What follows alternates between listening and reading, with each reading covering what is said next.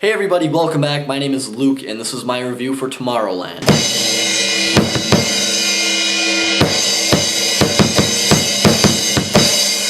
So Tomorrowland was a movie that I was really looking forward to, mainly because it's directed by Britt, who's directed Ratatouille, The Incredibles, The Iron Giant, Mission Impossible 4. I'm a big fan of his career. He's done a lot of really good movies, and I also think he worked on The Simpsons for a little while as well, which is just awesome because I used to love The Simpsons back in the day. And now, Tomorrowland stars George Clooney and Britt Robertson, and of course, directed by Britt. And I didn't know a lot about this movie. I actually hadn't seen like a trailer for it. I'd watched the teaser trailer, but I hadn't seen like the story trailers, and I'd seen the poster, so I've seen the poster and the teaser trailer. I said that in way too many different variations. So I didn't know a whole lot about this movie. It was kind of shrouded in mystery for me, and it's basically an adventure of this girl who's about my age, 17 or 18. She's really smart for her age, and she gets this weird, like, pin with a T on it, and it stands for Tomorrowland, and she holds on to it. She's transported to this place called Tomorrowland, and it's basically a movie about her trying to figure out what this place is and what it means and why she has this pin, and it's a really good adventure movie.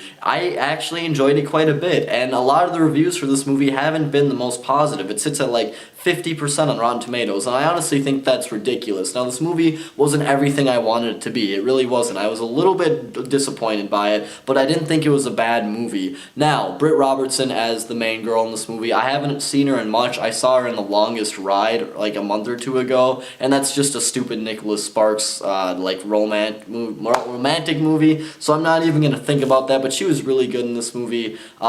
She played this girl who was just trying to figure out what the hell she's trying to do, and I thought she was good. George Clooney is George Clooney in this movie, which is just fine because George Clooney's a really cool guy, and his character actually had this other troubling thing about him with another character that was kind of interesting, and you can kind of assume what happened throughout the entire movie, but I thought it was really interesting, and like I said, George Clooney is George Clooney, and that is A-okay. Now, the thing that I wasn't a big fan of with this movie was the last like 20 minutes or so. This whole movie is just a lot of build up to this one thing that really in the end just isn't very satisfying. Like the whole movie's just like and then it just goes I don't know. I didn't think the conclusion was anything special. I guess if you wanted to, you could call it like a plot twist. It's something that's just kind of like, it was really just underwhelming because you're watching this whole movie and it's just building up to this one point, and then it just kind of, I don't know, it's very underwhelming, and that was really disappointing because the whole thing, it had this really great adventurous tone and all this mystery, and you're wondering like what is Tomorrowland and what does it mean and who still is there, and there's so many things that you're just questioning, and then in the end it answers them, and it's just kind of like, oh, that's it. And also the very end of this movie is kind of a little cheesy as well. I wasn't a big fan of like the last